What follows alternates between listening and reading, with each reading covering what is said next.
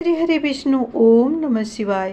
प्रिय दोस्तों, मैं मितु शुक्ला एसपीएम ब्लॉग में आप सभी का स्वागत करती हूँ। आइए इस वीडियो के माध्यम से जानेंगे 2024 में आंवला नवमी कब है और आंवला नवमी का पूजा करने से क्या लाभ मिलता है और इसका पूजा का क्या नियम है और इसकी कथा क्या है, क्योंकि ये व्रतों में महाव्रत है जो आंवला नवमी व्रत है। अगर इसकी कथा ना सुनी जाए तो इस व्रत को अधूरा माना जाता है। इस आंवला नवमी के दिन से ही सतयुग की शुरुआत हुई थी। आंवला नवमी व्रत कार्तिक मास की शुक्ल पक्ष की नौमी तिथि को रखा जाता है।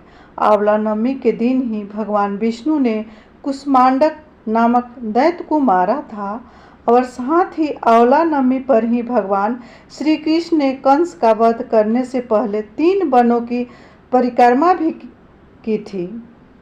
इस दिन सभी महिलाएं अपने परिवार की सुख समृद्धि के लिए उपवास रखती है। इस साल यानी 2024 में आंवला नवमी का व्रत 10 नवंबर को रखा जाएगा। इस दिन आंवले के पेड़ के नीचे भोजन बनाने और उसे ग्रहण करने का विशेष महत्व है। इससे उत्तम स्वास्थ्य मिलता है और सकारात्मक ऊर्जा का संचार होता है।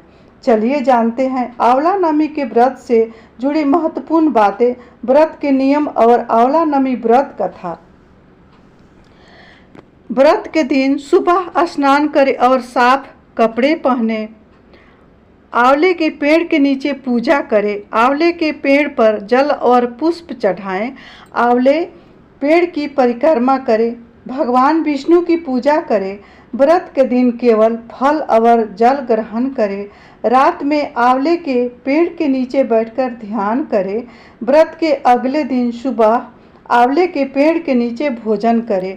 आंवला नवमी व्रत के लाभ: स्वास्थ्य और दीर्घायु होने का वरदान, पापों से क्षमा, भगवान विष्णु की कृपा, घर में सुख और समृद्धि, व्रत से आत्मशुद्धि और मानसिक शांति। प्रिय दोस्तों, अब सुनेंगे आंवला नवमी व्रत कथा। इस कथा को पूरे शांत चित्त भाव से और मन क्रम वचन से सुनिएगा, क्योंकि ये कथा सुनने मात्र से भगवान की पुण्य कृपा होगी और इस कथा को सुनने के बाद कुछ भी पाना असंभव नहीं होगा। जय श्री हरि विष्णु, जय श्री कृष्णा, राधे राधे।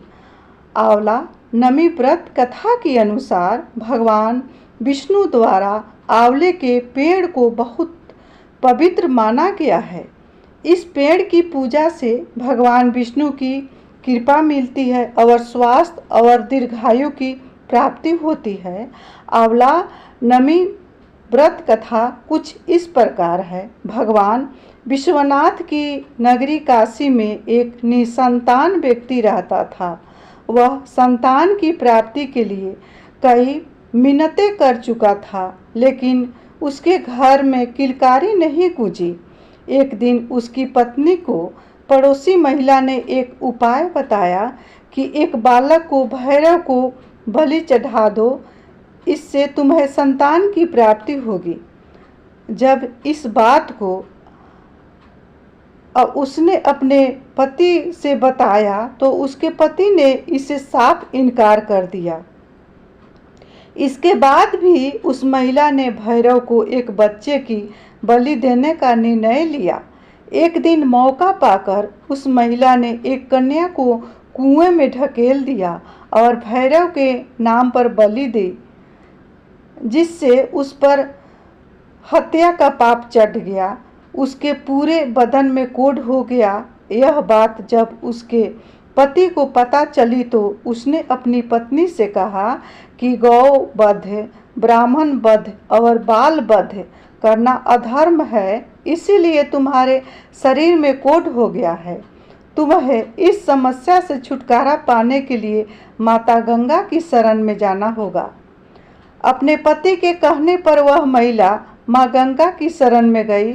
इसके बाद माँ गंगा मैया ने उसे कहा कि तुम कार्तिक शुक्ल पक्ष की नवमी को आंवले के पेड़ का पूजन और आंवले का सेवन करना।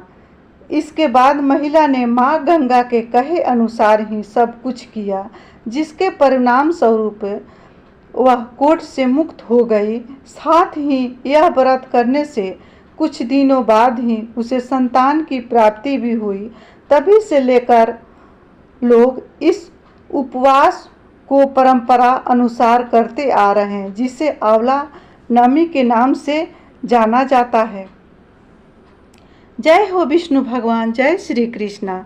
प्रिय दोस्तों, ये मेरे कथा आप सबको अच्छा लगा होगा तो वीडियो को लाइक अवश्य करिए, चैनल को सब्सक्राइब करिए, बेल आइकन को प्रेस करिए, जिससे मेरी वीडियो का नोटिफिकेशन सबसे पहले आप सभी के पास पहुंचे। इसी के साथ मैं अपने वाणी को विष्णु भगवान संवरिया सरकार के चरणों में विराम दे रही हूँ। मिलती हूँ अगले वीडियो में, तब तक के लिए।